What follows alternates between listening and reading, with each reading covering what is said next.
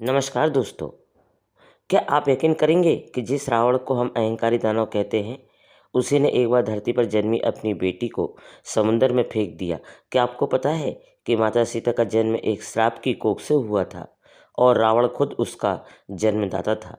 अगर नहीं जानते हो तो रुके रहिए, क्योंकि आज की इस कथा में हम जानेंगे एक गुप्त रहस्य जिसे बहुत कम लोग जानते हैं। जानेंगे रावण मंदोदरी और माता सीता के जन्म की वह कहानी जिसे सुनकर आप कह उठेंगे, हे भगवान, यह सच है।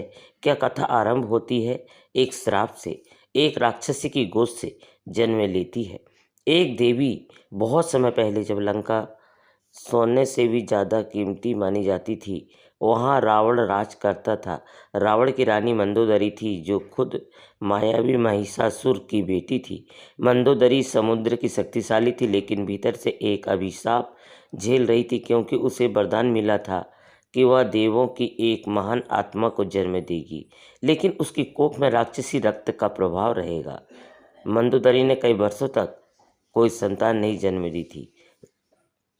रावण को इसका बड़ा दुख था। एक दिन रावण शिव की आराधना करने गया और उसने कठोर तप किया।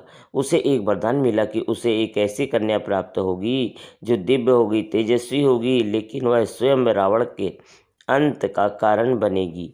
यह सुनकर रावण मुस्कुराकर उठा, क्योंकि उसे विश्वास था कि एक कन्या उसका क्या बिगाड़ सकती है। वह दिन आया जब मंदोदरी ने एक कन्या को जन्म दिया। उसका रूप इतना दिव्य था कि मंदोदरी ने उसे देखते ही कहा, यह तो देवी है। लेकिन रावण जैसे ही उस कन्या को देखता है, उसकी आंखें डर से भर जाती है।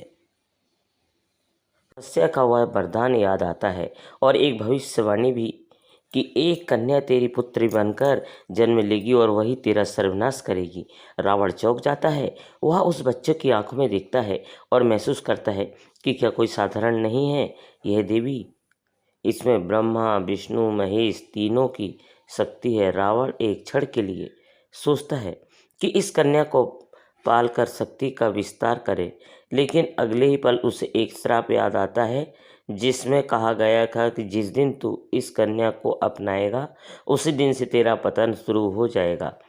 रावण कांप जाता है और बिना किसी से कहे उस नवजात कन्या को उठाकर ले जाता है लंका के उस तट पर, जहाँ समुद्र विकराल लहरों से गरज रहा था। फेंक दी गई देवी समुद्र पर। सागर ने उन्हें अपनाया। रावण ने कहा, तू मेरी नहीं हो सकती, तो तू मेरे अंत का कारण बनकर जन्मी है। जा, अभी संसार में कोई और तुझे अपना बनाए। और उसने उस दिव्य कन्या को उठाकर समुद्र में फेंक दिया। मंदोदरी चीखती रही, यह क्या कर रहे हो रावण? वह हमारी संतान है, वह देवी है। पर रावण ने कहा, नहीं मंदोदरी, वह देवी नहीं, प्रलय है मेरे लिए। पर क्या देवी को डुबो सकता था समुंदर में? नहीं, समुंदर ने उसे अपनी लहरों में समेट लिया। कहा जाता है कि नागों ने उसे सुरक्षित रखा और बाद में धरती ने उसे जनक भूमि में हल की नोक से प्राप्त कराया। जनक की कोई संतान नहीं थी। वह प्रतिदिन शिव का जल अभिषेक करते थे और प्रजा की भलाई के लिए धरती जोतते थे। एक दिन जब उन्होंने हल चलाया तो धरती से एक कन्या निकली जो मुस्कुरा रही थी और एक दिव्य तेज उसके चारों ओर था। जनक ने कहा, यह तो देवी है। और तभी आकाशवाणी हुई, यह धरती पुत्री है जो रावण के पाप का समाप्त करने के लिए जन्मी है। जनक ने उस कन्या का नाम रखा सीता, क्योंकि वह शीत हल के फल से प्राप्त हुई थी। आखिर कौन थी माता सीता? वास्तव में अब आपको जानकर आश्चर्य होगा कि कुछ धार्मिक ग्रंथों के अनुसार माता सीता कोई और नहीं, रावण और मंदोदरी की संतान थी। लेकिन यह बात जनक के मन में कभी नहीं आई। उनके लिए वह केवल धरती की बेटी थी। पर इस रहस्य को खुद विष्णु जी जानते थे, इसलिए उन्होंने राम रूप में अवतार लिया, क्योंकि रावण का कोई आम योद्धा नहीं हरा सकता था। उसे मारने के लिए शिव की शक्ति वाली सीता और विष्णु की शक्ति वाली राम का मिलन जरूरी था। आपके मन में सवाल आ रहा होगा, अगर रावण जानता था कि वह कन्या उसके अंत का कारण बनेगी, तो उसने मार क्यों नहीं दिया? क्योंकि वह कन्या कोई साधारण कन्या नहीं थी, वह त्रिदेवी की सम्मिलित थी। उसे मारने की क्षमता रावण में नहीं थी।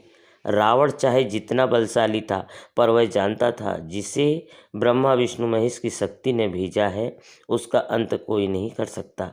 इसलिए रावण ने बस एक प्रयास किया, उसे दूर फेंकने का। पर विधि का विधान देखिए, वह कन्या फिर राम के साथ विवाह कर रावण के लंका में पहुंची और उसे नाश किया। कहते हैं जब मंदोदरी को पता चला कि सीताराम की पत्नी बनकर लंका आई है, तो उनकी आंखों से आंसू थमने का नाम नहीं ले रहे थे। उसने कहा, हे देव, तुमने मुझे माँ बनाकर भी मेरी गोद सुनी रख दी। सीता को देखकर उसका हृदय रो पड़ा, क्योंकि उसे लगा जैसे उसकी अपनी बेटी सामने खड़ी है, लेकिन वह कुछ नहीं बोल पाई। वह जानती थी कि यही काल है जो रावण को समाप्त करेगा। जब रावण ने सीता का हरण किया, लेकिन हैरानी की बात यह है कि सीता ने एक बार भी उसे पिता नहीं कहा, क्योंकि वह देवी थी और उसका लक्ष्य था धर्म की स्थापना। उन्होंने सिर्फ राम को स्वीकारा और रावण को अधर्मी माना। जब रावण ने सीता का हरण किया तो वह उन्हें लंका ले गया, लेकिन पूरे रास्ते में और अशोक वाटिका में रहने के दौरान सीता ने एक बार भी उसे पिता, पालक या कोई सम्मानजनक संबोधन नहीं किया। क्यों? क्योंकि वह जानती थी कि वह धर्म के विरुद्ध है। वह जानती थी कि रावण ने उन्हें जबरदस्ती लाया है, जैसे उसने अहंकारवश अन्य स्त्रियों को भी अपनी कामनाओं का शिकार बनाया। सीता ने रावण को केवल अधर्मी, अनुचित और मर्यादा भंग करने वाला ही कहा। उन्होंने चेतावनी दी, यदि तू मुझे छूता है तो भस्म हो जाएगा। मैं राम की पत्नी हूँ और तुझ जैसे राक्षस के लिए अग्नि समान हूँ। उन्होंने स्पष्ट कर दिया, रावण तू चाहे जो भी रहा हो, पर आज तू अधर्म के मार्ग पर है। तू मेरा जनक नहीं, तू मेरा अपहरण करता है। माता सीता का जीवन ही धर्म का प्रतीक है। उन्होंने पृथ्वी से जन्म लेकर वह दिखाया कि कभी कभी अधर्म के परिणामों से भी धर्म उत्पन्न होता है, लेकिन उनका उद्देश्य कभी यह स्वीकारता नहीं कि रावण उनका जनक था। उनके लिए जनक महाराज जी उनके पिता थे, क्योंकि उन्होंने स्नेह दिया, पालन पोषण किया और जीवन के धर्म का मार्ग दिखाया। देवी सीता जानती थी कि जिसने मुझे जन्म दिया, यदि वह भी अधर्म के पथ पर चला जाए तो वह मेरे लिए पूज्य नहीं रह जाता। यही कारण है कि जब रावण ने उन्हें विवाह का प्रस्ताव दिया तो उन्होंने हंसकर कहा, राम के चरणों में जिसने जीवन समर्पित किया हो, वह तुझ जैसी रावण की पत्नी कभी नहीं बन सकती। उन्होंने रावण को हर बार याद दिलाया, तेरा विनाश निश्चित है, क्योंकि तू धर्म के विरुद्ध खड़ा है। जब रावण युद्ध में पराजित हुआ और राम ने उसका वध किया, तब वह क्षण केवल विजय का नहीं बल्कि धर्म की पुण्य स्थापना का था। कुछ कथाओं में कहा जाता है कि अंत में रावण ने यह स्वीकार किया, सीता मेरी पुत्री समान थी और मैंने ही उसे अपवित्र भाव से देखा। यही मेरा सबसे बड़ा अधर्म था, पर तब तक बहुत देर हो चुकी थी। देवी सीता ने रावण के शव को देखकर कोई आंसू नहीं बहाया। उनके लिए वह एक पतनशील आत्मा थी जिसने अपने ज्ञान, तप और शक्तियों का उपयोग अधर्म के लिए किया। जब युद्ध समाप्त हुआ तो राम ने सीता को अग्नि परीक्षा ली। कई आलोचक इसे अन्याय मानते हैं, लेकिन देवी सीता जानती थी जिसने धर्म के लिए जन्म लिया उसे हर कोई अग्नि से गुजारता है। उन्होंने अग्नि में प्रवेश किया और अग्नि ने उन्हें शुद्ध करके निर्दोष घोषित किया। यह दृश्य केवल स्त्री की पवित्रता का नहीं बल्कि धर्म के प्रति निष्ठा और आत्मबल का प्रतीक था। सीता देवी न केवल राम की पत्नी बल्कि धर्म की परिभाषा उन्होंने जन्म लिया अधर्म के परिणाम स्वरूप, लेकिन कभी उस अधर्म को स्वीकार नहीं किया। उन्होंने यह सिखाया जिसने हमें जन्म दिया हो, यदि वह अधर्म का मार्ग अपनाए तो उसका त्याग ही सच्चा धर्म है। सम्मान केवल धर्म से मिलता है, जन्म से नहीं, और यही कारण है कि उन्होंने एक बार भी रावण को पिता नहीं कहा, न स्वीकारा, न ही कभी क्षमा किया। इस कथा को हमें यह गहरा संदेश मिलता है, कभी कभी जिसे हम त्याग देते हैं वही हमारे जीवन का सबसे बड़ा सत्य बनकर लौटता है। रावण ने जिस समुद्र में फेंक दिया वही देवी बनकर उसकी मृत्यु का कारण बनी। प्यारे दर्शक बंधु, अगर आपको यह रहस्यमय धार्मिक कथा दिल से पसंद आई, अगर आपने कुछ नया सीखा हो, तो इस वीडियो को लाइक ज़रूर करें, कमेंट में जय सीता मैया लिखें और हमारे चैनल को सब्सक्राइब करना ना भूलें, ताकि हम आपके लिए ऐसे ही रहस्यमय और ज्ञानवर्धक कथाएं लाते रहेंगे। जय सिया राम दोस्तों।